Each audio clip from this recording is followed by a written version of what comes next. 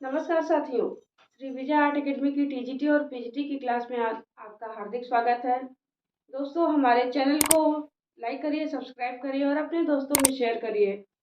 हमारी सभी वीडियो को दोस्तों आप प्लेलिस्ट में जाकर के देख सकते हैं। टॉपिक वाइज इस समय भारतीय लोक कलाएं मैं पढ़ा रही हूँ, जिसकी 2 वीडियो पहले से पढ़ चुकी हैं। उसे आप प्लेलिस्ट में जाकर के हमारी देख सकते हैं। डिस्क्रिप्शन में उसका लिंक दिया हुआ है और आज ये तीसरी वीडियो है हमारी। तो आइए हम जानते हैं हमारी भारतीय जो लोक कलाएं हैं उनमें आता है अल्पना। अल्पना दोस्तों रंगोली का ही एक दूसरा रूप माना जाता है।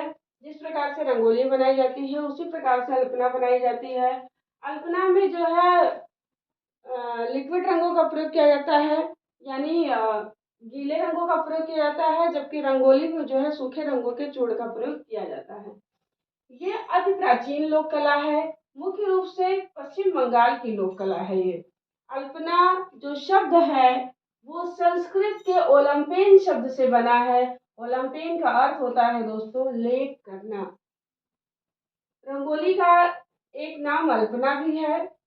अल्पना का जो प्राचीन साक्ष्य मिला है वो मोहनजोदड़ो और हड़प्पा में भी मांडी हुई अल्पना के चिन्ह मिलते हैं। अल्पना वात्स्यायन के काम सूत्र में वर्णित 64 कलाओं में से भी एक है। इसलिए ये कहा जाता है कि ये जो अल्पना है यह अति प्राचीन लोक कला है। शांति निकेतन में अन्य विषयों के साथ साथ अवनींद्रनाथ टैगोर ने अल्पना विषय को भी अनिवार्य कर दिया था और इस कला में गौरी देवी माझी का नाम चिरस्मरणीय रहेगा, जिसे शांति निकेतन में कला की जननी माना जाता है। शांति निकेतन में कला अल्पना को स्टार्ट करने का काम जो है गौरी देवी माझी ने किया था और अवनींद्रनाथ ने इस विषय को जो है अनिवार्य कर दिया, अनिवार्य विषय के रूप में। अल्पना में जो है देखिए क्या बनाया जाता है।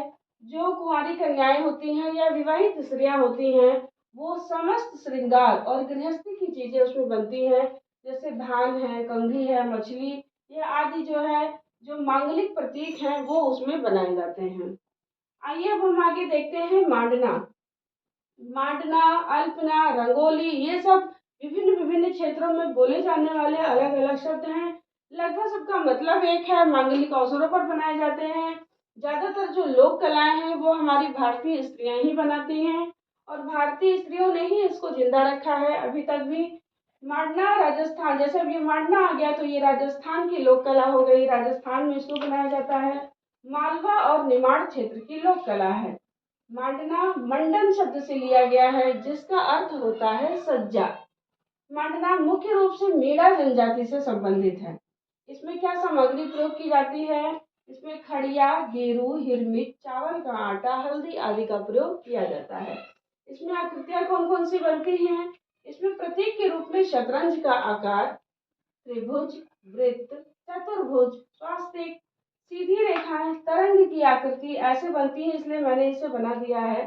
पुष्प आकृतियां ज्यादातर धार्मिक एवं सामाजिक विश्वास तथा जादू टोने से जुड़ी हुई हैं। जो हमारी पुष्प आकृतियां हैं वो धार्मिक और सामाजिक विश्वास तथा जादू टोने से जुड़ी हुई हैं, जबकि जो ज्यामितीय आकृतियां बनाई गई हैं वो तंत्र मंत्र और तांत्रिक रहस्य से जुड़ी हुई हैं। मांडना में जो है जो ब्रश यूज किया जाता है वह खजूर या बांस से बनाया जाता है। अगली हमारी जो कला है वो है कोहबर सोहराई कला शैली, चाहे आप उसको कोहबर कहिए या सोहराई कला शैली कहिए। ये झारखंड के जनजातीय इलाके की कला शैली है। इसे वंश वृद्धि एवं फसल की वृद्धि के रूप में चित्रित किया जाता है। इसे घर की पूरी दीवारों पर उकेरा जाता है। इसके विषयों में राजा रानी और प्रकृति का चित्रण होता है। एक ही चित्र में मछली, हाथी, घोड़ा, तोता, सूर्य, चंद्रमा आदि को उकेरा जाता है। सोहराई कला के संवर्धन और संरक्षण की जो नींव रखी थी वो बुलु इमाम ने डाली थी। 2019 में बुलु इमाम को भारत सरकार ने पद्मश्री से सम्मानित किया था। सोहराई कला की जो प्रसिद्ध कलाकार है दोस्तों वो हैं रुक्मणी देवी। ये सोहराई कला की प्रसिद्ध कलाकार हैं। सोहराई कला को पुनर्जीवित करने का जो श्रेय है वो मुन्ना सिंह को है। झारखंड की जो सोहराई कला है मुख्य रूप से ये झारखंड की कला है। इसे जीआई टैग दिया गया है। जीआई टैग का अर्थ क्या होता है दोस्तों? जी का अर्थ होता है जियोग्राफिकल, और टी का अर्थ होता है GI, आई का अर्थ होता है इंडेक्स। तो वो उन चीज़ों पर GI टैग दिया जाता है जिसे सरकार इस कला को जो है वैश्विक पटल पर लाना चाहती है, विश्व भर में फैलाना चाहती है, इस कला के संरक्षण भी करना चाहती है। ऐसी चीज़ों को GI टैग दिया जाता है। इसको जो है 2020 में GI टैग मिला था सोहराई कला शैली को। अगली हमारी जो कला है ऐपण है। ऐपण मुख्य रूप से उत्तराखंड की लोक कला है। ऐपण जो शब्द है वो भी संस्कृत के आलेपन से बना हुआ है, जिसका अर्थ है लीपना। चावल के बने घोल को ऐपण में प्रयोग किया जाता है, जिसे विश्वार कहा जाता है। जो घोल होता है चावल का उसे विश्वार कहा जाता है। परंपरागत ऐपण में जो आलेखन बनाया जाता है उसका भी स्वरूप क्या होता है, ज्यामिति होता है। देखिए अल्पना में भी ज्यामितीय आकृतियां प्रयुक्त की जाती हैं, मांडना में भी ज्यामितीय आकृतियां प्रयुक्त की जाती हैं और ऐपण में भी ज्यामितीय आकृतियां प्रयुक्त की जाती हैं। तो बहुत सारे अभ्यर्थी है जो मुझे फोन करके पूछते हैं कि जब अगर अल्पना और मांडना दोनों ही आ जाता है और पूछता है कि इसमें जो है इनमें किस लोक कला में ज्यामितीय आकृतियां प्रयुक्त की जाती हैं, तो बहुत कंफ्यूजन रहती है इसमें जो है। लेकिन ऐसी स्थिति में हम अल्पना पर टिक करेंगे, क्योंकि पुरानी जो हमारी परीक्षाएं हुई हैं उसमें जब ज्यामितीय आकृतियों के लिए लोक कला पूछी गई है उसमें अल्पना को सही किया गया है। इसलिए जो भी मान लिया पेपर कोई बना रहा है, पुरानी पुस्तक को उठा करके अगर बनाया है उसने, तो उसका उत्तर वो अल्पना ही रखेगा। ठीक है, आइए देखते हैं ऐपण। ऐपण मुख्य रूप से उत्तराखंड की लोक कला है। ऐपण शब्द संस्कृत के आलेपन से बना है, जिसका अर्थ है लीपना। चावल से बने घोल को ऐपण में प्रयोग किया जाता है, जिसे विश्वार कहा जाता है।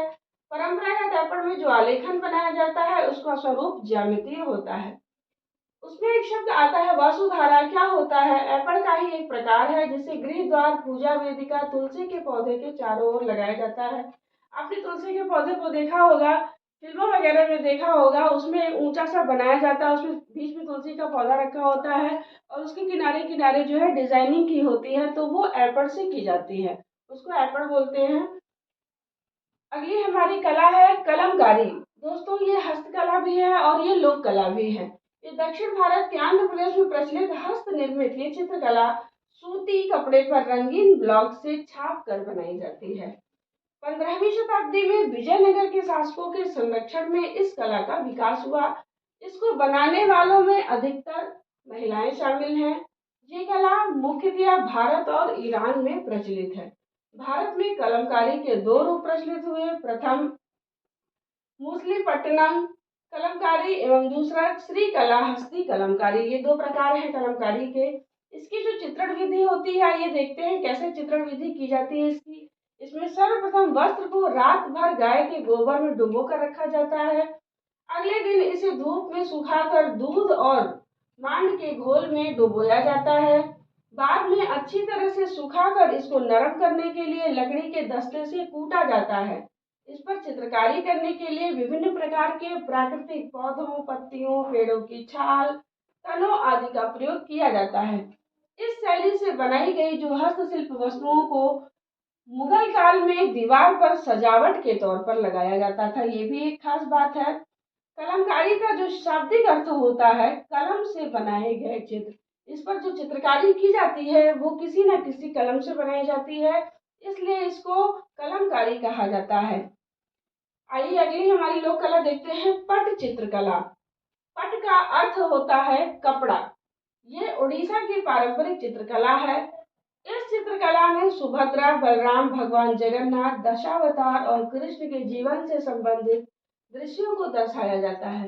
पट चित्रकला जो पट पेंटिंग है वो भी वही जगन्नाथपुरी के मंदिर के आसपास के लोग ही करते थे, वहीं पर बाजार लगता था और वहां ये कलाएं बिकती थी।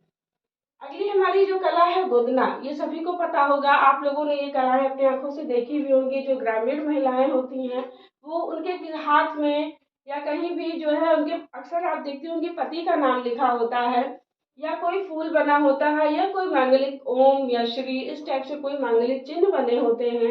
गोदना कहा जाता था कि जो है गोदना विवाहित स्त्रियों के लिए अनिवार्य होता है। कुंवारी लड़कियां भी गोदना गोदवाती थी।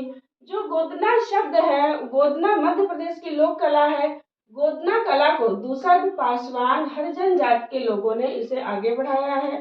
गोदना का विकसित रूप आज जो हम बहुत सजावटी रूप में टैटू को देखते हैं, तो टैटू हमारी गोदना का ही विकसित रूप है। टैटू देखिए, पहले जो गोदना चलता था वो एक आवश्यक चीज मानी जाती थी हमारी परंपरा की, लेकिन टैटू क्या है? टैटू इस समय फैशन का बहुत प्रचलित रूप है। गोदना शब्द का अर्थ है किसी सतह को बार बार छेदना।